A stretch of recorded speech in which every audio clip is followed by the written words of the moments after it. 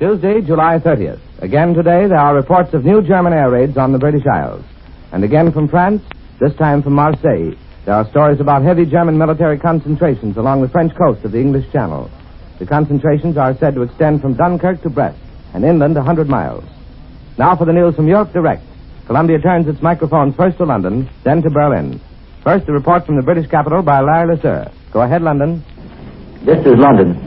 The British Cabinet this morning will determine what action it will take in reply to the arrests by the Japanese of 13 British subjects.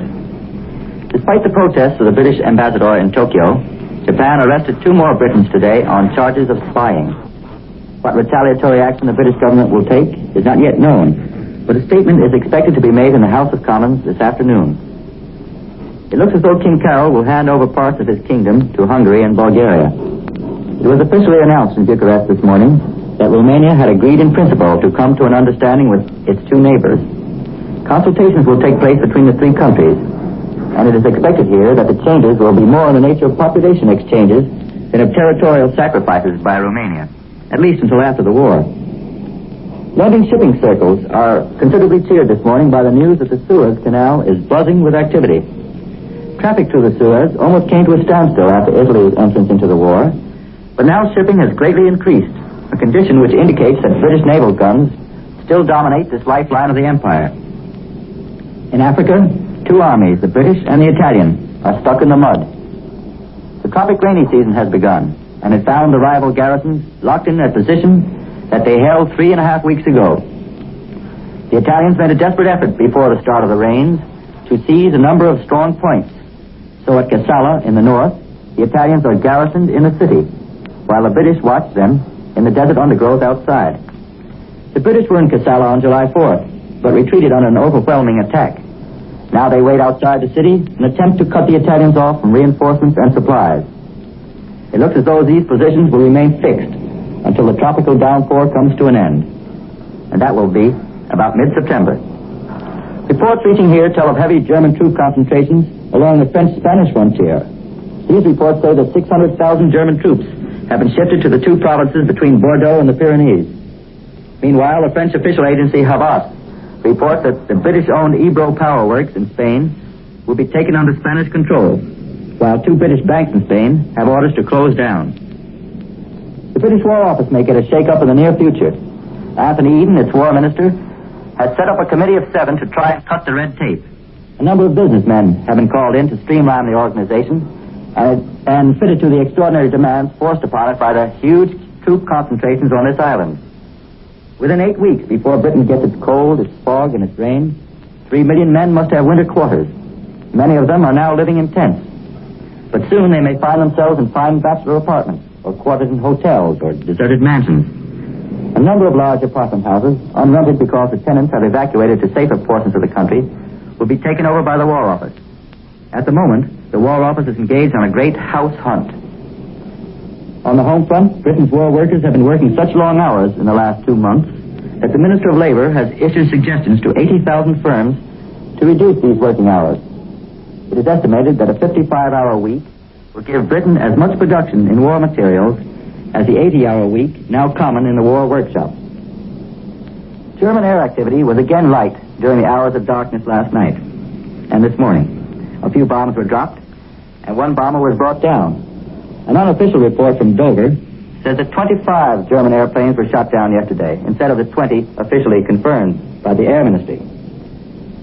The losses by enemy action of British and neutral merchant shipping this week is given as 50,784 tons, just under the average loss for the 46 weeks of the war. The record loss came in the week of June 17th, when losses reached 204,203 tons. We return you now to CBS in New York. That was Larry Lesseur reporting from London. Here is the Press Association dispatch from Rome. Today's communique of the Italian High Command reports that a British convoy in the eastern Mediterranean was bombed by Italian airplanes yesterday, resulting in serious damage to several ships. One of them was said to have caught fire. The communique said the convoy was escorted by warships, including an aircraft carrier. Now we return to Europe for more news, this time news reported from the German capital by William Alshara. Go ahead, Berlin. This is Berlin. Even the Germans are laughing at the attempt of the Vichy government to fix responsibility for all that has befallen France by trying a handful of men who held office while France was in the war. The whole affair, the German press informs us, is not taken seriously here. The Perkischer Beobachter this morning comments that this hunt for the guilty in France is really an attempt by the accusers to whitewash themselves and those they are protecting. So far as the Perkischer Beobachter is concerned, the guilty in France go back to Clemenceau, Napoleon, and Richelieu. The German radio calls France's attempt to put the guilt on a few of its former leaders a good example of how unreal the French still see things. According to a Zurich dispatch in the Frankfurter Zeitung this morning, Georges Mandel, former French Minister of Interior, who was arrested in Morocco last Thursday, will be the first French statesman tried. Then will follow Mr. Daladier, Mr. Blum, and the rest, 22 altogether. The Pétain cabinet, the German papers incidentally point out today that Mr. Laval is really the main force at Vichy. The Pétain cabinet, according to the Frankfurter Zeitung dispatch, is busy now setting up a special Supreme Court, whose task will be to establish responsibility for, first, France's ever having gotten into the war, and second, for the country's collapse. Military as well as political leaders will be tried before this court, and it's reported that General Gamelin may be among those brought before it. This German dispatch points out that according to the French Constitution, the French Senate usually constitutes itself as a court for such proceedings. It did this in the celebrated Caillou case, but this procedure is not being followed by Mr. Laval. It does seem rather ironic that the German press joins that of most of the rest of the world in condemning this singular French attempt to lay the guilt for France's plight on a few men who happen to be in power. The Wilhelmstrasse, as well as the German press, is still somewhat reserved about the results of the Havana Conference. Herr Karl Megerle, foreign editor of the Börsen Zeitung, who often acts as mouthpiece for the German Foreign Office, commenting this morning, finds that while Washington obviously was mainly interested in seeing that no Allied colonies in the Americas should ever go to Germany, the real importance of Havana was that it showed Great Britain's growing weakness in America.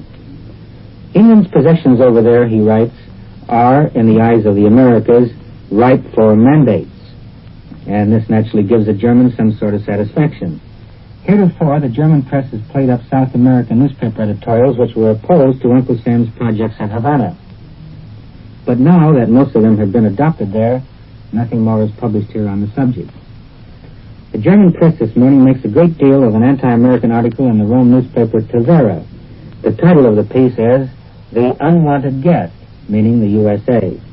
It says, among other things, that the, quote, Jewish lust for booty, unquote, of the American business getter has nothing in common with that 1,000-year lesson of moral and authentic culture which Europe has. Let the Americans mind their own business and stop mixing in Europe, says this Italian paper, a sentiment that finds full approval in Berlin. Following the return of the Slovak leaders from their talk with Herr Hitler, the government of Slovakia has been revised. Foreign Minister Dukansky is out, and Dr. Sengel Mak, a staunch admirer of Herr Hitler's and hitherto propaganda minister of Slovakia, is promoted to Minister of Interior and Commander of the Flinka Guard. Germany also sends a new minister to Bratislava. He is Manfred von Killinger, a well-known name in Germany. This is William L. Schauer in Berlin, returning out of Columbia in New York. You've listened to the news from Europe as reported by CBS correspondents in London and Berlin. Now from our New York studios, we bring you a summary of the latest news reported from other points. First, here are more details of the reports from Marseille, which we gave you at the start of this broadcast. This story is that German troop trains and naval forces have been massed in and near France's northwest coast ports. The Nazi concentrations are said to extend along the French coast of the English Channel from Dunkirk to Brest and 100 miles inland. Throughout the occupied French zone opposite England, it is reported, German military forces are in movement. And it is asserted that in order to keep plans secret, the Germans are moving their troops, heavy guns, and other war materials only at night. From dusk to dawn, it is said, the roads are filled with columns of military transport. This story from Marseille follows on the heels of yesterday's stories from Vichy. But only from these points thus far are any details of German military activity being reported. There are no similar reports from London. CBS correspondent Larry Lasser, reporting from the British capital a few minutes ago, gave no indication that the British intend to give official attention to these dispatches. A party of foreign news correspondents have just completed a German-conducted 8-day tour of northern and western France. One member of the party was CBS correspondent Edwin Hartwich. There are reports from Paris this morning that the foreign newsmen were given the impression by their German guides that Germany has not yet started rebuilding towns and villages in occupied France because she is concentrating on building up her war machine for the invasion of Britain. The entire zone along the French side of the English Channel has been blocked off. The roads were jammed with military and supply trucks, but the correspondents were warned not to reveal in what direction they were moving. During the tour, the correspondents saw town after town, which had been wrecked by German dive bombers and artillery. In 3 towns, only the churches were standing, and an officer remarked the Stuka pilots had sport in bombing a town and leaving the churches standing. The streets had been cleared of wreckage in order to permit passage of military vehicles. German military police were on every corner directing traffic. French peasants poked in the ruins searching for lost household articles. Their faces had no expression, and they spoke only among themselves. Here is today's news from the Balkans. In Bucharest, it is reported that negotiations are to be started soon by Romania, Hungary, and Bulgaria in an attempt to settle their territorial disputes. At the same time, it is planned under German-Italian guidance to halt any further Russian penetration into the Balkans by these negotiations. Romania now has made public its willingness to concede a moderate amount of territory to both Hungary and Bulgaria. It is said in official circles that Romania is reconciled to these concessions as the most effective means of preventing the spread of communism through the Balkans and ensuring the maintenance of peace. Diplomatic quarters interpret this viewpoint as tending to confirm reports that Adolf Hitler and Benito Mussolini, not having opposed Russia's occupation of Bessarabia and northern Bukovina and its absorption of the Baltic republics, now have decided to build a barrier against further expansion westward by Russia, and to this end are asking the cooperation of all Danubian states. A barrier against Russian expansion would ensure German economic domination in this area. It is reported that in order to make sure of a supply of oil and grain from Romania, Germany intends to make every effort to settle the Balkan territorial disputes. It is reported that as a result of the visit of Premier Gigertu and Foreign Minister Manolescu to Adolf Hitler, the Romanian government position had been strengthened internally because there was the prospect that the big army could be materially demobilized. Here's the news from the Far East. In Tokyo, Japanese government leaders are reported planning to purge their schools and universities of foreign teachers. It is said that about 500 foreigners will be dismissed from teaching posts as a result of a fifth-column scare and an alleged British spy plot. Also, Japan is reported planning much stricter supervision of all foreign missionaries. Japanese newspapers are warning their readers against being victimized by fifth-column activities. One paper, Yomiuri, says the British have been spreading propaganda among elder statesmen, high officials, influential newspapermen, and persons who move in high social circles. Yomiuri says the British purpose is to alienate Japan from Germany and Italy. And with these news reports, we bring to a close this morning's report of national and international developments, which come to you each morning at this time, and each evening at 6:45 Eastern Daylight Saving Time. Larry Lasser was reporting from London. William L. Shire reported from Berlin.